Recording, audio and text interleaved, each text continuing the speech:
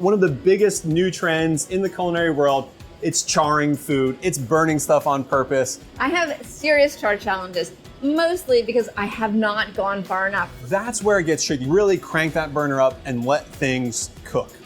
We're gonna take some eggplant. Yeah. For an eggplant spread that we're gonna make. You didn't put anything on it. It just go naked on the flame. That's gonna give you a better burn.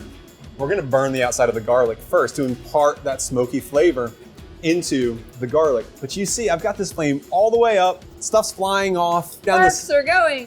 You're not typically gonna cook something through just by charring. What we tend to do is use two sources of heat. I've got my oven already on, preheated, about 375. Oh, and our garlic. So what you wanna do is just wrap this up in a little aluminum foil. Again, kind of helping it steam and cook so it doesn't completely dry out. We're ready to take the eggplant out of the oven and our roasted garlic. This burnt skin did its job of giving an incredible smoky flavor to that eggplant. You're just gonna kind of use a spoon and pull that back. And you see how easily and beautifully this comes out. I mean, this is already a puree. This is really beautiful. Now, how do you feel if some of the charred skin gets in it? Is that very bitter? I'm thrilled that some of the, okay. Because that's gonna help me build that smoky flavor. With burnt and bitter flavors like this, you wanna be careful with how you use them because it's really easy to overdo. Wait till you smell this. Oh my gosh, that was the higher power. Just squeeze it all out there. My instinct is to smush, turn and smush. Is that smush, good? smush, smush. So we've got scallions and onions here. They are truly... Wow. This is a definition of burnt to a crisp. Yes, it has incredible smokiness. Okay, so we're gonna get those ground up and then turn that into our lamb seasoning. Fantastic. So we've got this beautiful lamb rib rack. Fantastic. Nice and high, even distribution. Beautiful. Working on it, okay. Okay, and so now we're gonna take just a bit of this ash and kind of sprinkle it over the lamb. It's so dramatic looking. So in a pan or on the grill.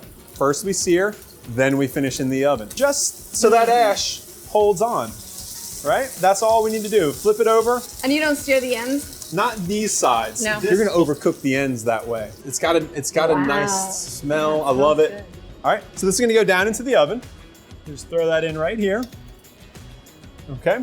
And then for lamb rack, about that size, 12 to 15 minutes. Yeah, looking quick. for internal temperature 125 when it comes out of the oven. That way it goes up to 130 when we serve it. We've got some more of that vegetable ash, and we're just gonna stir in some olive oil. Actually, I'm gonna give that to you. You wanna find like a nice sort of pesto-like consistency for this. It's gonna be a sauce now. That looks really good to me. Grab that lamb. Here we go. So our beautiful char. We've got all of our elements here. We're gonna take just some of that eggplant dip. The eggplant is a beautiful complement to the lamb. So we wanna spread it out a little bit. So when we put the lamb down, each piece of the lamb gets a little bit of eggplant spread. So let's take now a little bit of our ash to finish off. And then, you know, some nice fresh things to brighten it up. So we've got some pea tendrils and a little purple basil here. All right, so we can talk about these charred flavors all we want, or let's just jump in there and take a bite. Let's do it. Great. It's particularly interesting with the eggplant because of the creaminess of the eggplant along with the smoke, and then the fattiness of the lamb along with the gaminess. Like, they just all balance each other. I'm keeping going. You keep eating. Dana, thank you so much. I'm gonna get back in here.